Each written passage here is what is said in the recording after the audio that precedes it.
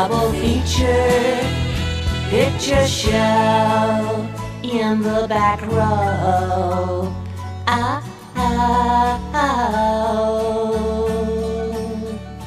To the late night double feature picture show. El edificio de la granja tenía un pasadizo subterráneo que accedía a un largo pasillo abovedado con losas talladas en el suelo y arcos negros en sus laterales, habiendo bajo algunos de estos puertas de madera de estilo colonial. Tras muchas de ellas había extrañas chimeneas y peculiares ingenios mecánicos ya no funcionales. Tras otras pocas, solo polvo y ataúdes estropeados por el tiempo. El cuarto más importante sería el estudio-biblioteca de Charles Ward. Al final del profundo pasillo se encontraban unos escalones que conectaban con el famoso edificio circular de piedra con troneras en vez de ventanas. Aquí está lo más interesante. Como se ha dicho, era un amplio espacio circular con techo de arcos sostenidos por innumerables hileras de columnas y un círculo de piedras semejantes a monolitos en su centro. Dentro del círculo, sobre 3 escalones también circulares, había un altar con bajorrelieves de figuras grotescas y deformes. Al fondo de esta sala había una pared con celdas y cadenas, mientras que a lo largo de todo el pavimento había, distribuidas regularmente, losas con agujeros taladrados.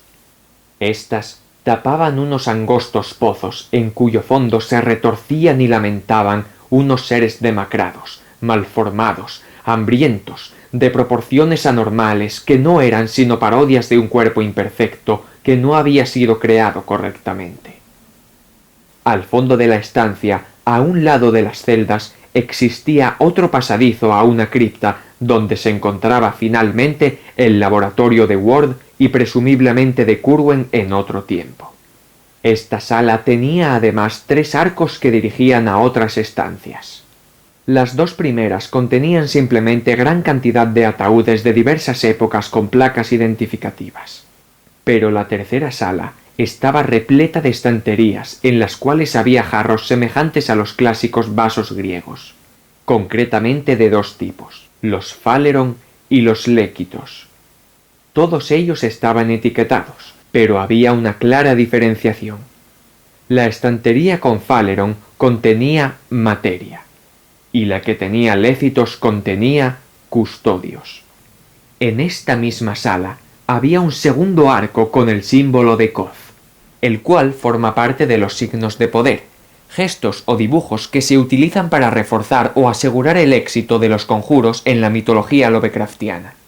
El de Koth, en particular, sirve para cerrar todas las puertas y custodiar los caminos.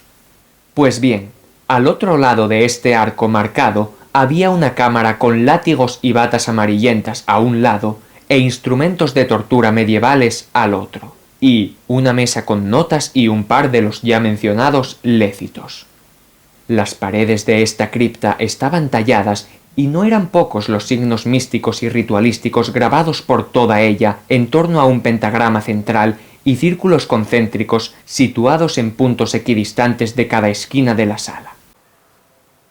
Llegados a este punto, una vez descrito el subterráneo de la granja, podemos mirar en retrospectiva y comprender lo que tenía lugar en su interior en la época de Curwen, así como desentrañar de primera mano las actividades que llevó a cabo el personaje. Vamos allá. Joseph Curwen perteneció desde su juventud a un selecto grupo de ocultistas cuya meta era el traer las fuerzas del horror cósmico para un acto nihilista destructivo estándar de villano común, pero a escala planetaria o incluso universal. Las entidades que trataban de invocar tal vez podrían ser los dioses exteriores, porque, aunque no se dice explícitamente, en una de las cartas de los allegados del protagonista se cita a los del exterior. Como quiera que sea, lo que sí es muy evidente es que para lograr sus objetivos, esta orden de ocultistas necesitaba contactar con Yog-Sothoth, a quien se trata de invocar regularmente, con un calendario solar relativamente estricto. pues está más allá del tiempo y el espacio y puede facilitar el acceso a las esferas o planos donde las entidades que se buscan puedan ser más accesibles o controlables dentro de lo que cabe. Pero lograr con éxito que Yog-Sothoth se manifieste o responda mínimamente es algo extremadamente complicado, razón por la cual los pasos a seguir para su invocación han de ser muy rigurosos. Es debido a esto que Joseph Curwen, Simon Orne y Edward Hutchinson dedicaron gran parte de sus vidas a recolectar conocimientos arcanos de ocultistas, brujos y alquimistas que no necesariamente los precedieron en su misión, pero descubrieron cosas fructíferas indirectamente para el avance de ésta. Para la caza de estos conocimientos debieron exhumar y transportar innumerables tumbas, a veces de personajes célebres, para interrogar a los que yacían en su interior. Por esto era importante el pasaje de aquella obra de Borellus sobre las sales. Presumiblemente, con ciertos materiales químicos y material genético del sujeto en cuestión, se podían preparar las sales con doble utilidad: resucitar al sujeto para interrogarle y, por medio de alguna fórmula, reducir al resucitado al estado de sal y conservarlo indefinidamente para convocar su espíritu por medio de ésta. Confeccionar este recurso requería bastante meticulosidad, y no siempre era correcto el resultado. Esta es la razón por la que a veces nacían engendros deformes, seres de naturaleza sumisa o tal vez controlados por un conjuro de lavado de cerebro a los que había que mantener. De ahí el desproporcionado número de reses que Curwen adquiría semanalmente, pues no era pequeña la cantidad de estas abominaciones que el hechicero poseía. También eran estas cosas horrendas partícipes de las ceremonias para convocar a Yog-Sothoth, de ahí las tallas del altar en el edificio circular. Entre 1692, año de su llegada a Providence, y hasta 1765 más o menos, Curwen se dedicó a tres cosas fundamentalmente: construir su imperio mercantil, investigar y experimentar el fenómeno de las sales e importar guineanos. Especulo que para edificar el interior de su cripta, porque raza africana en aquella época era sinónimo de mano de obra. En la superficie, Curwen disimuló con sus actos altruistas e involucrándose en actividades en beneficio de la comunidad y volcándose en la cortina de humo que fue su matrimonio y vida social. En 1765 logra definitivamente descubrir cómo convocar a la perfección entidades y retenerlas como sales. Es entonces cuando comienza a trasladar en secreto ataúdes desde tumbas de todas partes del mundo, oficialmente empezando a contactar con demonólogos, brujos, hechiceros y nigromantes de varias épocas y procedencia. En ocasiones se cartea con Simon Orne y Edward Hutchinson, quienes le advierten que ha de ser cuidadoso con sus invocaciones, pues sería peligroso convocar a alguien a quien no se pudiese reducir después. Es por estas advertencias que Curwen separaba sus sales en custodios, es decir, los guardianes deformes que intimidasen a quienes invocase, y materia, quienes serían los sujetos a interrogar. A pesar de esto, la ambición de Curwen parecía ser superior a su sentido de la precaución.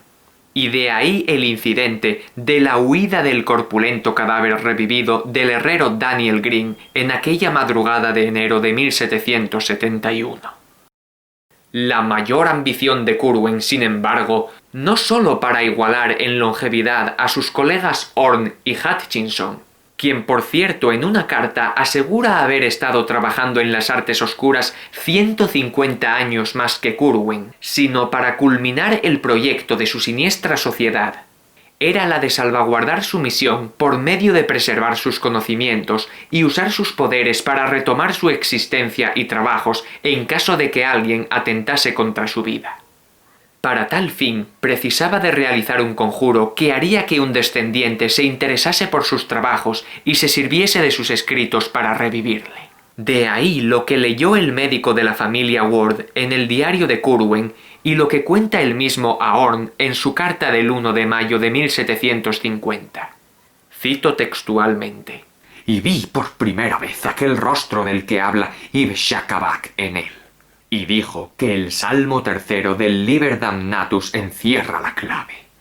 Con el Sol en la quinta casa y Saturno en la tercera, es menester dibujar el pentágono de fuego y recitar 3 veces el versículo 9. Y de las semillas de lo viejo nacerá lo nuevo que mirará hacia atrás sin saber qué buscar. El Grimorio Liber Damnatus es un texto escrito en latín por un tal Janus Aquaticus, publicado en 1647. Contiene información sobre el gran morir, la muerte de la humanidad, en donde los adoradores de los dioses primigenios se unirán a sus maestros. Contiene fórmulas para contactar a Yog-Sothoth, la inmortalidad, e información sobre lugares donde las barreras entre las dimensiones son delgadas durante el equinoccio con el Sol. El hechizo que Curwen realizaría a partir de este libro le procuraría a Charles Ward un vago conocimiento de los pasos que tenía que dar para traerlo de vuelta. Todo estaba en el manuscrito al que vendrá después. Cómo podrá trasladarse en el tiempo y las esferas. Cuando el joven Ward viajó a Europa, lo que hizo en realidad fue visitar en 1924 a Simon Horn, con quien se estableció en Praga, tal vez para iniciarse en las artes arcanas, y más tarde, en 1925, se estableció en Transilvania en el castillo del barón Ferenczi, quien no era otro que el mismísimo Edward Hutchinson, el cual seguramente lo trató como un pupilo y le instruyó un poco más, para después encomendarle la misión de traer de vuelta a Curwen. El trascendente objetivo de Curwen alcanzó su punto álgido aquella noche del 12 de abril de 1771, cuando se asaltó su granja, y de una forma paralela el Viernes Santo del 15 de abril de 1927. Fechas en las que Joseph Curwen logró viajar a las esferas en esencia y en las que volvió desde ellas respectivamente cuando su descendiente lo invocó. Es interesante examinar la efectuación de este conjuro, pues sus pasos poseen una simultaneidad apreciable en ambos casos.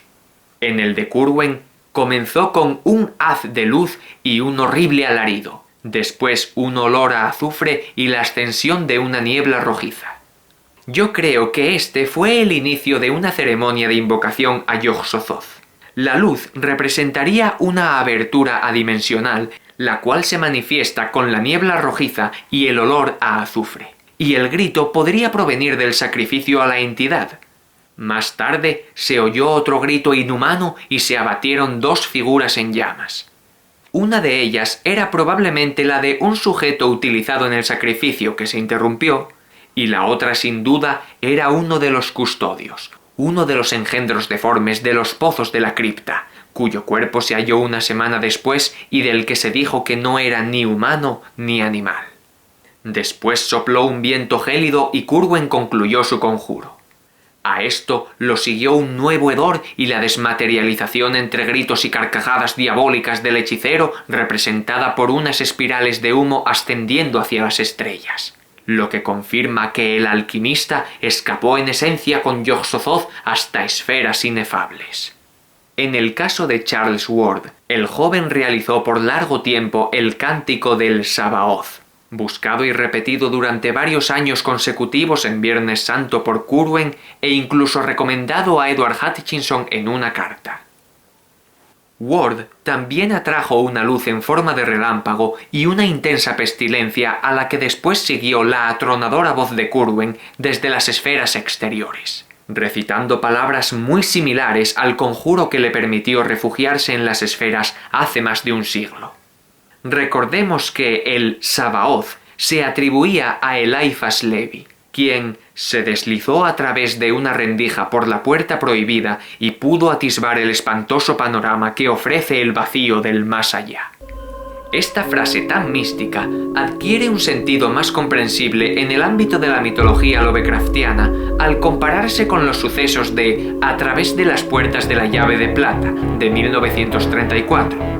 Donde Randolph Carter consigue con dicha herramienta acceder a un plano entre el mundo de la vigilia y el de los sueños, donde unas figuras postradas sobre columnas en un paisaje astral invocan a un guardián llamado Umr at-Tawil, quien no es otra cosa que un avatar más corpóreo de Yog-Sothoth, el todo en uno, el dios exterior más omnipresente de toda la mitología lovecraftiana. El contactar con este personaje permite al conjurador realizar algún deseo o llevar a cabo una acción no comprendida por la física que atañe a nuestro universo. Claro está, si a Yog-Sothoth se le pilla de buena gana. No es muy difícil asumir que el ritual del Sabaoth permite acceder más allá de la puerta de la llave de plata sin el mencionado instrumento y también volver desde más allá de las esferas. En lo respectivo al destino posterior de Josephus Curwen, prefiero no desvelar nada más de su historia, ya que solo resta el cómo influye su retorno en la vida de Charles Dexter Ward y el suspense que queda del resto de la obra.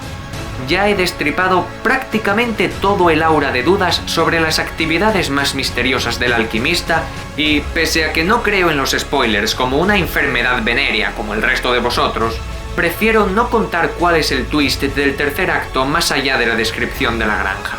Aún así, cabe destacar que si te quejas de un spoiler de una novela de hace un siglo, es para darte una hostia como la Catedral de Constantinopla.